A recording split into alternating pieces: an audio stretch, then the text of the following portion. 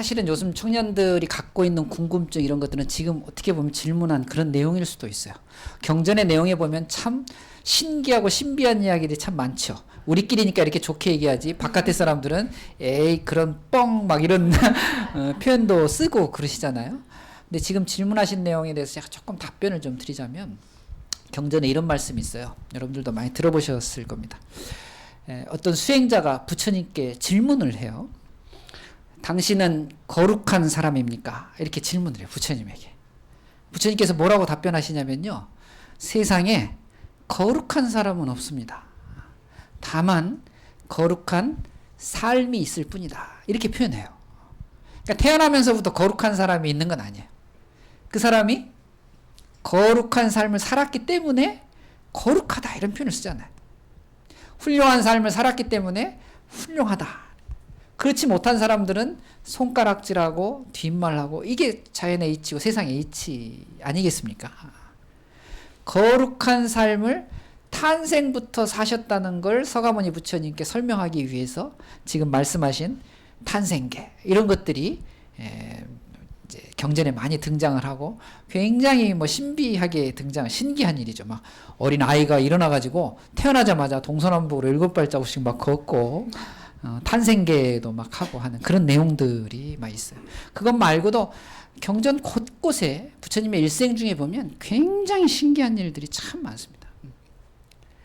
과학의 시대죠. 지금은 어쨌거나 과학의 시대예요. 이해하기 힘든 장면들 사실 저도 그걸 느끼고는 있어요. 그런데 우리가 한 가지 알아야 될 건 경전을 읽을 때나 또는 공부할 때 반드시 그 이야기가 왜 나왔는지에 대한 그 배경, 그 상황 이런 것들을 조금 들여다볼 필요가 좀 있어요. 이게 뭘 의미하는 걸까라고 하는 걸 불자들은 좀 알아야 되는 것이죠. 어떤 이야기를 전달하려고 저런 신비한 이야기들, 신기한 이야기들이 경전에 쓰여 있는가 이런 걸 아셔야 사실은 지금 질문하신 것에 대한 이해가 조금 되는 거죠. 여러분 부처님 말씀을 좀 빌리자면 세상에서 가장 존귀한 사람은 깨달은 사람이에요. 여러분들도 만약에 깨닫게 되면 세상에서 가장 존귀한 사람이 될 수 있어요. 그래서 서가모니 부처님을 탄생계에서부터 시작해서 정말 귀하게 만드는 그런 이야기들인 것이죠. 그렇게 이해를 해주시면 이제 좋겠는데 저는 사실 신통 그러면 그거보다 제가 좀 좋아하는 신통 얘기가 하나 있어요. 그걸 잠깐 뭐 말씀드려볼게요. 부처님께서 금강경을 설하셨던 그 동네가 사위성이라는 동네예요. 사위성. 왕사성, 그 다음에 사위성. 그렇죠. 처음에는 주로 왕사성을 근거지로 해갖고 활동하셨어요. 빈비사라 왕이라고 하는 강력한 후원자가 있었기 때문에. 그런데 그 당시 인도에서 가장 힘이 센 나라는 사위성이에요. 사위국. 그러니까 저기 가서 이제 포교를 하셔야 되는 거죠. 사위국으로 가셨어요. 사위국으로 가셨는데 너무 저항이 심한 거예요. 야, 나는 부처님 말씀이면 다 받고 다 그냥 절하고 이러는 줄 알았는데 부처님 일대기에 보면 사위성에 들어가시면서 계속 사위성의 사람들하고 부딪히셔요. 그 사위성 사람들이 부처님을 막 음모론 이런 걸 만들어 가지고 어떻게 하든지 쫓아내려고 막 해요.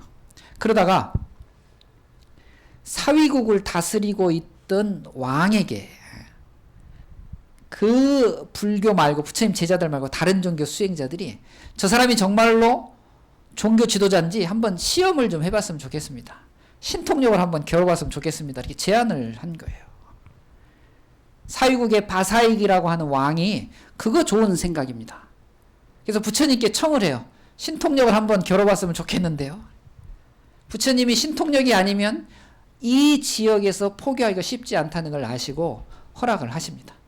저기 망고나무 숲에서 내가 신통력, 요즘 말로 얘기하면은 마술 대결을 이제 시작하는 거야. 한번 가서 하겠다. 그런데 경전에 보니까 그 대결을 요청했던 다른 종교 수행자들이요, 부처님이 가시기 전에 망고나무를 싹 베버려요. 그걸 없애버리는 게 망고나무를 확 베버려요. 부처님이 가시서 보니까 아무것도 없는 허물판이 된 거예요. 망고나무 숲에서 신통력을 겨루기로 했는데. 그때 마침 신도 한 분이 망고를 부처님께 하나 드립니다. 부처님 그 망고를 드시고 씨를 경전에는 이 장면이 잘 설명이 안 돼 있어요. 씨를 땅에다가 뿌렸다 하는데 혹시 부처님께서도 입에다가 물고 후루룩 하셨는지도 모르겠어요. 근데 이 망고나무 씨가 땅에 들어가자마자 나무가 열려가지고 무수한 망고가 열려요. 신기하죠? 그 나무에 망고가 하나씩 열리면서 이 망고가 부처님으로 싹 다 변합니다. 우리가 절에 가시면은 천불전, 만불전 하는 이런 그 신앙의 처음이 거기서부터 시작돼요. 이게 이제 교리적으로는 천불화현이라는 표현을 쓰거든요. 그 장면을 보면서 저는 항상 그 장면이 너무 재밌는 거예요. 그러니까 부처님을 싫어했던 사람들을 굴복시키기 위해서 부처님도 신통을 쓰셨더라고요. 그런데 이제 문제는 이 신통력은 그때 필요할 때 쓰였기 때문에 여러 가지로 이해해야 돼요. 불교를 거부하던 사람들을 어떤 방식으로든지 부처님께서 대결을 해갖고 이기셨겠죠. 그 장면이 좀 신기하게 묘사된 게 이 천불화연의 그 이야기 이런 것들이거든요. 그래서 그 이야기를 그대로 받는 것보다 이런 배경 때문에 부처님께서 이런 신통력을 하셨겠구나. 그걸 또 듣고 나면 저희도 부처님이 그런 일을 하셨기 때문에 고개가 끄덕끄덕 거려지거든요. 그렇게 신화는 받아들이시면은 훨씬 좋겠어요. 저는 근데 정말로 기적은 사실은 이런 것보다 마음을 바꿔먹는 거, 아까 얘기했던 마음의 감동이 오는 이런 게 정말 기적이에요. 그래서 저는 불교 부처님 경전 중에 최대의 기적은 앙굴리마라라는 살인자를 교화시킨 일이에요. 그 수많은 사람들을 죽이던 앙굴리마라가 부처님을 만나 뵙고는 저는 이제 살인을 멈추고 부처님을 따라서 번뇌망상이라고 하는 것을 죽이도록 하겠습니다 하고 출가해가지고 부처님 제자가 되거든요. 죽을 때 그 살인했던 과보로 돌을 맞아 죽어요. 많이 합장하고 길거리에 앉아가지고 돌 맞아 죽어. 만면에 미소를 딱 띠고 내 업장이 소멸되는구나 이러고 죽는단 말이에요. 저는 그 장면을 볼 때마다 정말 기적은 이런 게 기적이 아닌가 하는 생각을 좀 해봐요. 여러분 신화는 신기한 이야기는 그 배경들을 잘 보셔가지고 이해하시고 경전을 읽으시면서 정말로 부처님의 가르침이 이래 설해졌구나 라고 하는 걸 받으시면 참 좋겠습니다. BTN